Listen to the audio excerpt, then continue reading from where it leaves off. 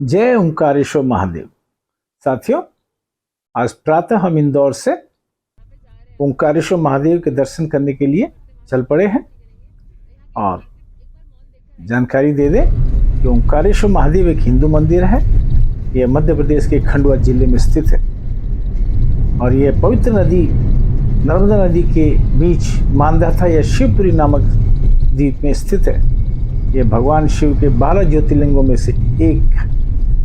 सदियों पहले भील जाति ने इस जगह पर लोगों की बस्तियां बसाई और अब यह जगह अपनी भव्यता और इतिहास के लिए प्रसिद्ध है। ये शनि नवग्रह मंदिर जो विश्व में सबसे बड़ा इस इंदौर में है,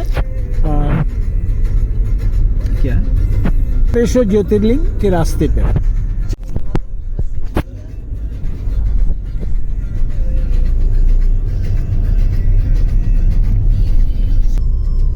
साथियों, आपको बता दिया जाए कि यह ओंकारेश्वर यहाँ के मोटका गांव से लगभग 14 किलोमीटर दूर बसा है और यह द्वीप हिंदू पवित्र चिन्ह ओम के आकार में बना होने के कारण इसका नाम ओंकारेश्वर ज्योतिर्लिंग पड़ा। मुख्य मंदिर स्थित है, एक ओंकारेश्वर, दूसरा ममलेश्वर। बताते हैं कि जब तक दोनों के दर्शन न हो तब तक ओंकारेश्वर ज्योतिर्लिंग के दर्शन अधूरे माने जाते हैं। अब ममलेश्वर को पहले आमलेश्वर के नाम से भी जाना जाता था। Amleshwar means just to removal of impurities. भक्तगण यहाँ पे होली रिवर नर्मदा में स्नान करके अपने को धन्य मानते थे और बताते हैं कि इसीलिए शिवा जो है दक्षिण नर्मदा के दक्षिण किनारे पर विराजमान है। ये रास्ते में हमें कांवड़ यात्रा मिली, आप भी इसका आनंद लीजिए।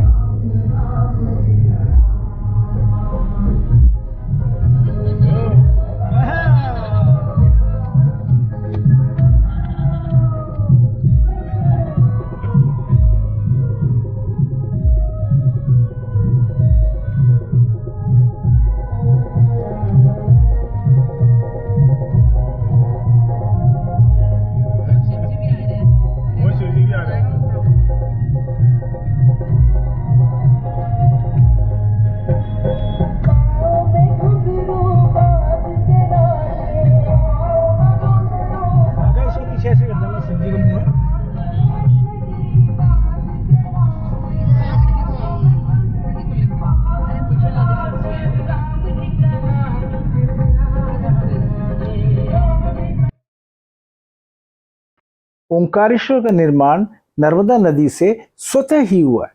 यह नदी भारत की पवित्रतम नदियों में से एक है और अब इस पर विश्व का सर्वाधिक बड़ा बांध परियोजना का निर्माण हो रहा है। पता चला कि सावन के महीने में अत्यधिक भीड़ होने के कारण हमें इसी स्थान से 5 किलोमीटर दूर पैदल चलना पड़ेगा।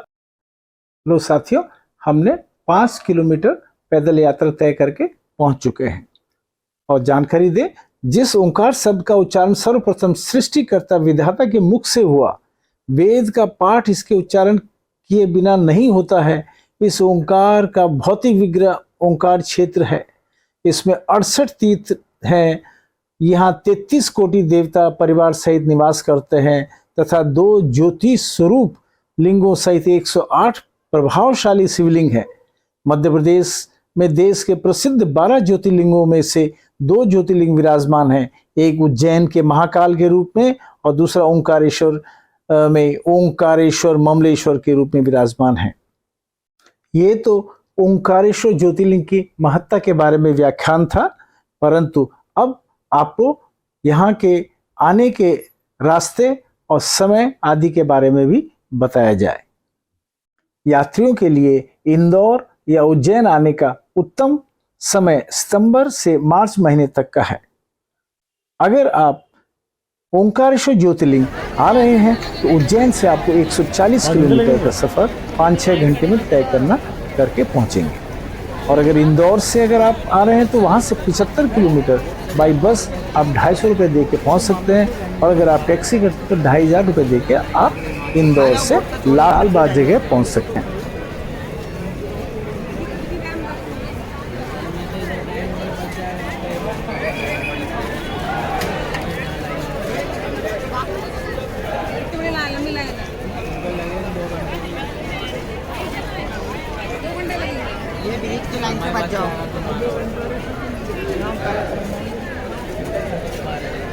नर्मदा नदी के किनारे पहुंचने पे पता चला कि अगर आप लाइन पे लग के चलते हैं तो आपको 2-3 घंटे पहुंचने पे लगेंगे, और अगर आप नाव के द्वारा चलते हैं तो आपको 10 मिनट पे पार उतार दिया जाएगा, जिसका किराया एक व्यक्ति का 100 रुपये लगेगा।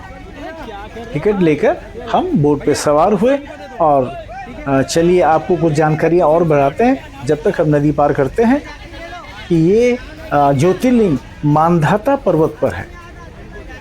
मांधाता पर्वत खंडवा जिले में, एमपी के खंडवा जिले में, और बताते हैं कि मांधाता राजा ने महादेव को प्रसन्न कर उन्हें इसी पर्वत पर वास करने के लिए विनती की।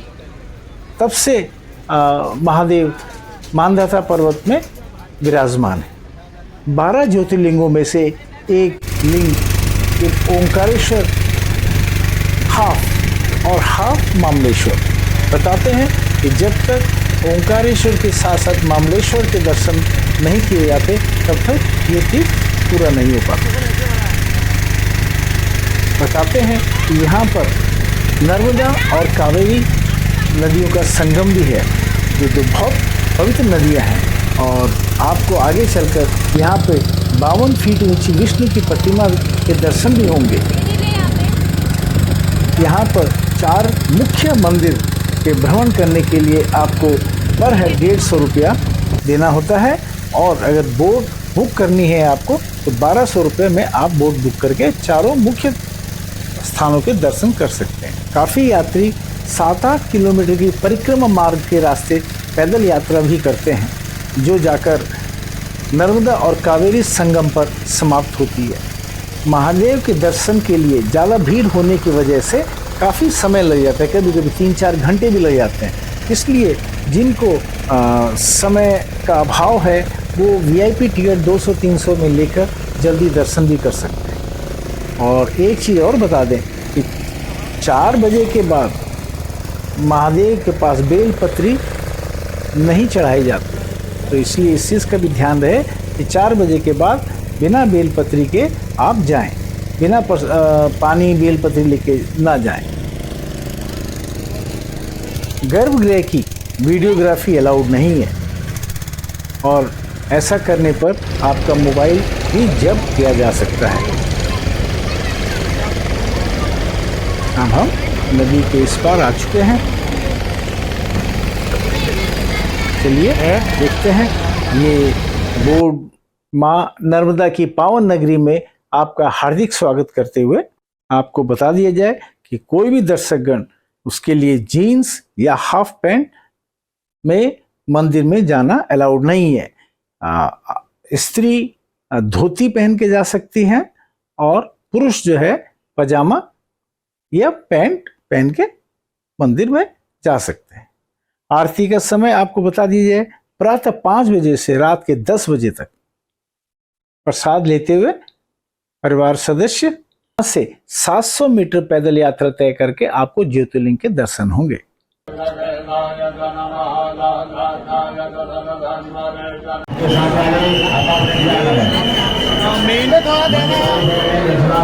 ओंकारेश्वर महादेव के पहुंच चुके हैं। 2-3 घंटे की जद्दोजहद में आप जाके किनारे लगे हैं। अभी भी लगता है 1 घंटा दर्शन में लग जाएगा, और आपको जरूर हम दर्शन कराएंगे।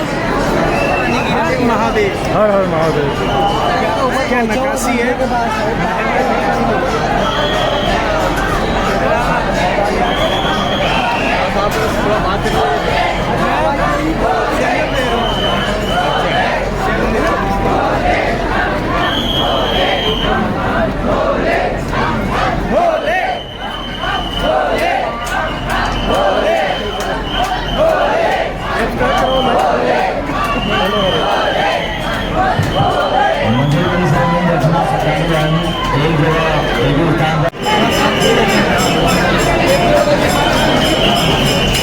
हम ओंकारेश्वर महादेव के दर्शन के लिए जद्दोजहद में, और सुना है कि अभी 2-3 घंटे और लग जाएंगे दर्शन करने में। हमारे कुछ साथी लोग पीछे छूट गए। हाँ 1 घंटे में हो जाते दर्शन, लेकिन कल हो गए थे दर्शन 1 घंटे में। सबसे ज़्यादा टाइम लगा था उधर काल भैरव में। काल भैरव 3 घंटे लगे। काल भैरव तो थोड़ा डिस्टेंस पे है ना, 10 किलोमीटर दूर है। हाँ 10 किलोमीटर दूर है। वहाँ टाइम क्यों लगा? इसकी भीड़ वहाँ तो, यहाँ तो कम से कम थोड़ा सा शेड है। वहाँ कल धूप थी, धूप में खड़े रहे पूरे टाइम 3 घंटे तक।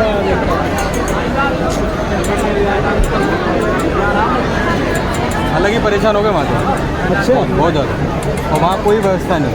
मतलब यहाँ ठीक है ये? ये फिर भी ठीक था, या फिर भी भीड़ तो मतलब इतना ही टाइम लग गया। हाँ हाँ 2 बजे से अब 5 तो बज ही गए। पर व्यवस्था ठीक, मतलब ये है कि शेड है, सब कुछ है, धूप नहीं लग रही है अपन को।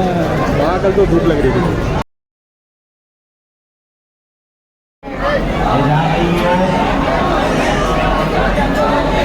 जय महादेव। देखिए साक्षात दर्शन कीजिए, महादेव बाबा के साक्षात दर्शन आपको।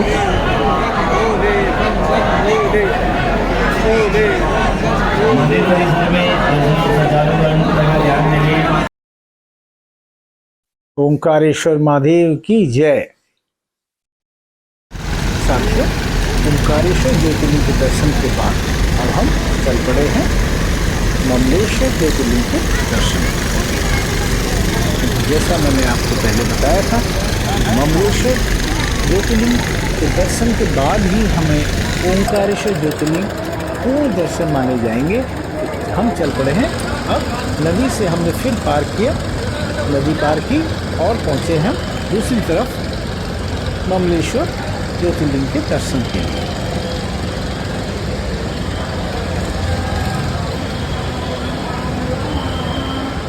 ये देखिए मंदिर, और ये हम पैदल यहाँ से चल पड़े हैं नदी पार करने के बाद। और एक हमने ये फोटोग्राफी बीच में देखी कि ये बाद में लाइट हो जाएगी ना, किस तरह है कि भारी भरकम पेड़ विराजमान है। ये भी कुदरत की माया है, इतना भारी भरकम पेड़ किस जगह पे, देखिए तो। चलिए आगे बढ़ते हैं। अब हम ये चल पड़े हैं, भक्तजन जो है बड़ी तेज़ी से बढ़ते हुए, क्योंकि यहाँ पे भी बहुत आपको भीड़ मिलेगी। तो हर कोई चाहता है कि जल्दी से जल्दी दर्शन करके अपने स्थान पे इंदौर पहुँचा जाए, क्योंकि ज़्यादातर भक्तगण इंदौर ही रात्रि विश्राम करते हैं।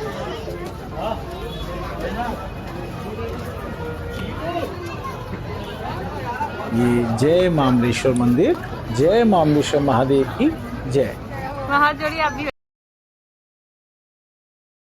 जय मामलेश्वर मंदिर महाकाल। बस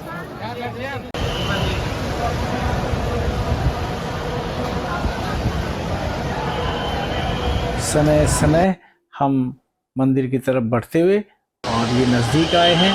ये देखिए अंदर का दृश्य, मामलेश्वर मंदिर, श्री मामलेश्वर मंदिर। ये गली नुमा रास्ता, जिसमें हम लोग खचाखच भीड़ में लाइन लगे हुए।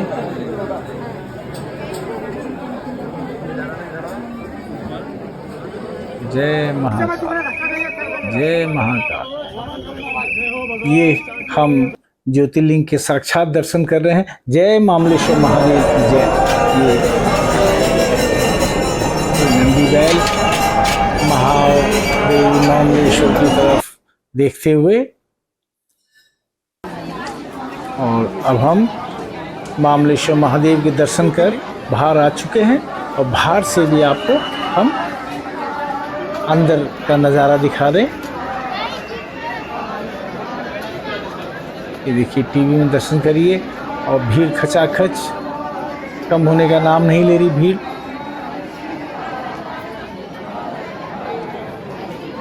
तो साथियों, ये हमने आपको साक्षात ओंकारेश्वर महादेव के दर्शन कराए, और आशा है आपको ये वीडियो पसंद आई होगी। और अगली वीडियो में फिर आपके संग बहुत जल्दी हाजिर होऊंगा। तब तक के लिए हमें इजाज़त दीजिए। और जिन भी सज्जनों ने इसे सब्सक्राइब ना किया हो तो इसको चैनल को जरूर सब्सक्राइब कर लें। फिर आपसे बहुत जल्दी मुलाकात होगी। जय ओंकारेश्वर महादेव की जय।